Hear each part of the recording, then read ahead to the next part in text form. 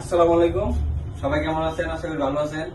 তো আমার বস, আমার প্রিয় স্যার, যারা আমি অনেক ভালোবাসি, সম্মান করি, সে আজকে 200K ফলোয়ার ডান হয়ে গেছে।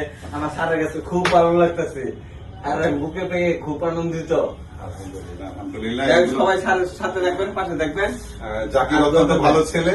আসলে আপনাদের ভালোবাসার বহিঃপ্রকাশ আমি ভাষায় করতে পারবো না। সত্যি আমি তুষ্ট, আমি পরিপূর্ণ।